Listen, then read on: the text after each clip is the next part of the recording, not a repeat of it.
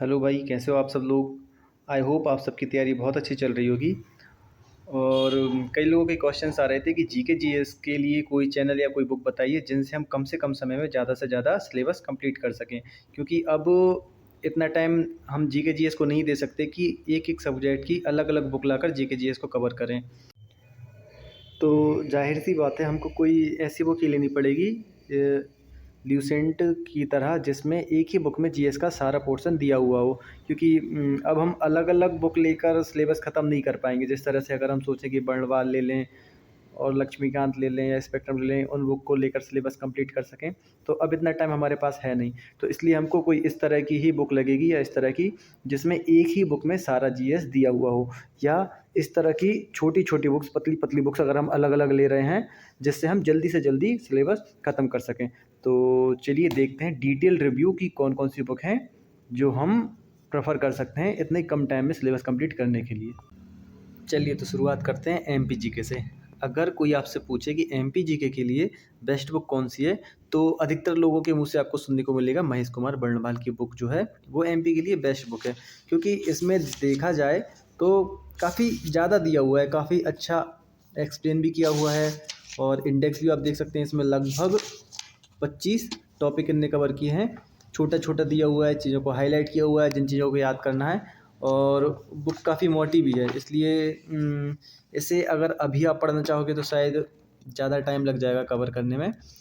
तो वही है, अगर कोई पूछे कि एमपी के हिसाब से बेस्ट बुक कौन सी है, तो कई लोग कहेंगे वर्णवाल। लेकिन अगर कोई मुझसे पूछे कि अभी के हिसाब से एमपी पढ़ने के लिए बेस्ट बुक कौन सी है, तो मेरे हिसाब से परीक्षा धाम, क्योंकि इसे कम समय में कवर किया जा सकता है। क्योंकि जिस तरह से इनका रिप्रेजेंटेशन है, तो याद करने में भी काफ़ी आसानी होगी। डायग्राम्स का यूज़ किया हुआ है, और जो इन्होंने इम्पोर्टेंट पॉइंट हैं जो हाईलाइट किए हुए हैं, तो याद करने में आसानी रहेगी और जल्दी से इसको कवर भी किया जा सकता है।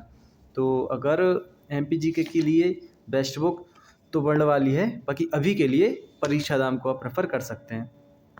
चलिए तो अब देखते हैं जीएस की बुक। ल्यूसेंट को तो सब जानते ही हैं। जिसने भी ल्यूसेंट पढ़ रखी है, या जिसको थोड़ी बहुत याद है, जिसने इसमें से पहले पढ़ा है, वो इसी को पढ़ लो, कोई दिक्कत नहीं है। रिवीजन हो जाएगा, ज़्यादा अच्छे से याद होगी, वो इसको पढ़ लो। बाकी जिसने इसको नहीं पढ़ा है, वो अब इससे मत पढ़ो, मतलब अब इससे स्टार्ट मत करो। मेरे हिसाब से मुझे लगता है कि ये बुक ज़्यादा ठीक है। ये मैंने आज ही देखी वाली बुक, इसका इंडेक्स भी अगर आप देखो तो इसमें क्या दिया हुआ है। एक तो सबसे अच्छी चीज़ की मुझे जो लगी है कि इनने सब कुछ वन लाइनर फॉर्म में दिया है, याद करने में आसानी रहती है। और सब कुछ ईयर वाइज है ना, तो क्रोनोलॉजी बहुत अच्छे से समझ आ जाती है। तो जिसको भी बस अभी स्टार्ट करना है जीएस और जल्दी ख़त्म करना है, अगर देखें तो एनसीईआरटी बेस्ड भी है। तो मुझे काफ़ी इम्प्रेसिव लगी ये बुक। तो इसको पढ़ा जा सकता है, जिसको भी स्टार्ट करना है वो इसमें से पढ़ सकता है। ठीक है। उसके बाद ये भी काफ़ी मोटी बुक है। लगभग अगर इसके पेज देखे जाए तो 616 पेज हैं। लेकिन 616 पेज में इसमें क्या क्या है, ये अगर हम देखें तो हिस्ट्री, पॉलिटी, जियोग्राफी के बाद वर्ल्ड हिस्ट्री भी है, जो मेरे हिसाब से हमको पढ़ने की ज़रूरत नहीं पड़ेगी, इसको हम स्किप कर सकते हैं। उसके बाद इसमें साइंस भी है। साइंस हमारा पूरा एक अलग ही यूनिट है, लेकिन फिर भी इसमें साइंस भी दी हुई है, तो साइंस भी इसमें से पढ़ी जा सकती है। उसके बाद इसमें कंप्यूटर भी है, और इसकी जो बेस्ट चीज़ मुझे लगी वो है इसका स्टैटिक जीके वाला पोर्शन। ये इसमें बुक्स दी हुई हैं, पुरस्कार वगैरह दिए हुए हैं, और डेट्स दी हुई हैं। उसके बाद गेम्स वगैरह सब कुछ इनने स्टैटिक वाला भी कवर कर दिया है। तो जिसने ल्यूसेंट नहीं पढ़ी है, वो अगर इसको एक बार देखना चाहे तो देख सकता है। ये भी काफ़ी अच्छी बुक साबित हो सकती है आपके लिए। उसके बाद अगर इसके अलावा एक बुक और जो मुझे काफ़ी पसंद आई, वो है घटना चक्री की। ये एक तो काफ़ी पतली बुक है।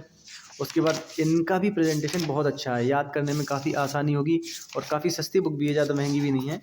ये अगर आप देखो तो ये 90 रुपये की है। 80 90 के आपको ये तीनों चारों पार्ट मिल जाएंगे। तो इसको याद करने में काफ़ी आसानी रहेगी।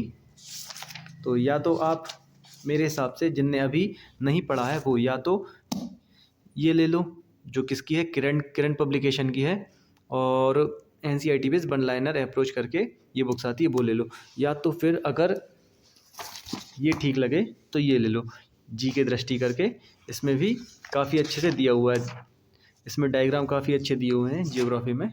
तो या तो फिर ये या तो फिर ये। बाकी मेरा क्या रहेगा, मैं ट्राई करूँगा कि दोनों से कवर करूँ। सबसे पहले मैं ट्राई करूँगा इसको ख़त्म कर लूँ।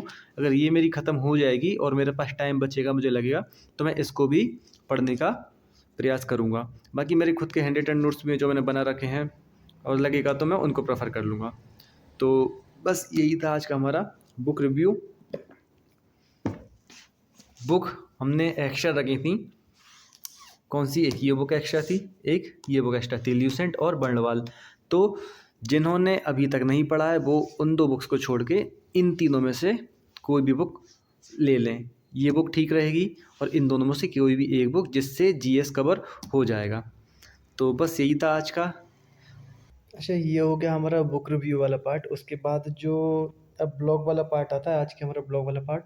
तो आज जो हमने ब्लॉग अपलोड किया था वो तो कल वाला ब्लॉग था, क्योंकि कल मिस हो गया था, अपलोड नहीं हो पाया था वो किसी वजह से। और आज का जो ब्लॉग है इसमें तो सारा बुक रिव्यू ही हो गया है, क्योंकि कुछ मैंने रिकॉर्ड भी नहीं किया था, और बुक्स वगैरह लेने जाना था, भोपाल जाना था, कुछ काम था, तो उस वजह से पढ़ा भी नहीं था, इसलिए रिकॉर्ड भी नहीं किया था।